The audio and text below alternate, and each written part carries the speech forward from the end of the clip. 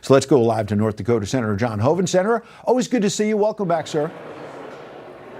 Good to be with you, Ed. You know, the president says Iran is running out of missile launchers, their military capacity degraded, the Navy's done, Air Force in shambles. Do you believe it's a matter of time before Iran folds here, or are you concerned about them catching their breath, maybe rearming at some point, and this war lasting beyond the 4-week expectation the president has laid out? Well, first, you were right. Just a minute ago, you said President Reagan said peace through strength, and that's what we're showing here. President Trump is showing strength. And in the Middle East, they say bet on the strong horse, meaning they only respect strength. And so I just came out of a briefing, and Secretary Rubio, Secretary Hegseth, CIA Director Ratcliffe, and General Kane laid out very clearly what our objectives are. Our objectives are to take out Iran's ballistic missile capability, their drone capability, and their ability to launch them and to manufacture them.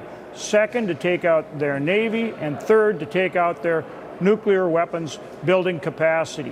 When you do that, we go a long way to ending this war on terror, which has been going on, the global war on terror, for more than 20 years. And that's how you get to peace through strength. There you go. I want to drill down on that briefing you just came out of. I understand there are certain things that may have been classified. Certainly wouldn't ask you to break any of that.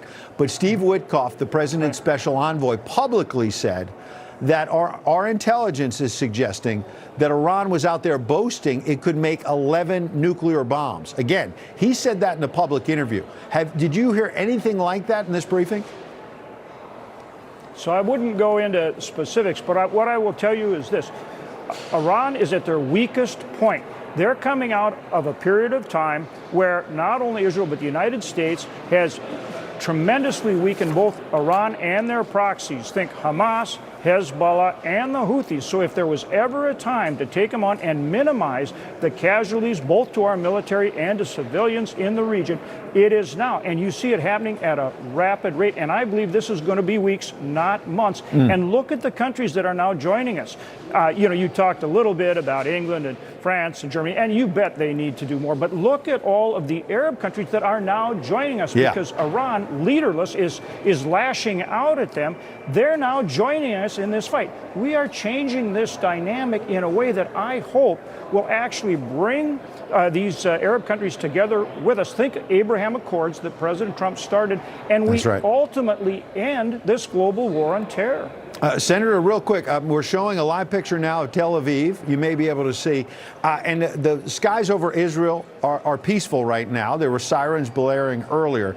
But a moment ago, we had on the screen, there's new smoke over Beirut. And the sense is that Israel has stayed on offense, as you know, because Hezbollah, one of these Iran terror proxies, is there to the north in Beirut. What's your sense, your reaction, maybe what you may have even heard in this briefing a moment ago about taking the fight directly to these Iran terror proxies? There's the live look. Smoke in Beirut, Lebanon at this hour, sir.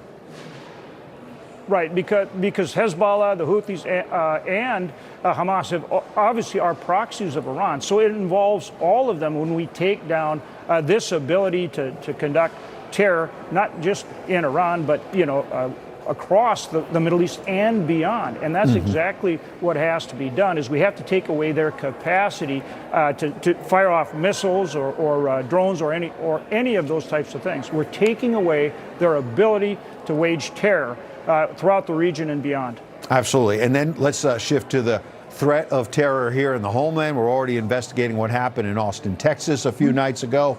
Now I mentioned Kristi Noem, the Secretary of Homeland Security, was there on Capitol Hill today. And the Democrats are just going after her, trying to end her political career. She gave as good as she got, including going after Democrat Richard Blumenthal. Take a listen. Do you know who Angel Samanago is? Do you recognize that name?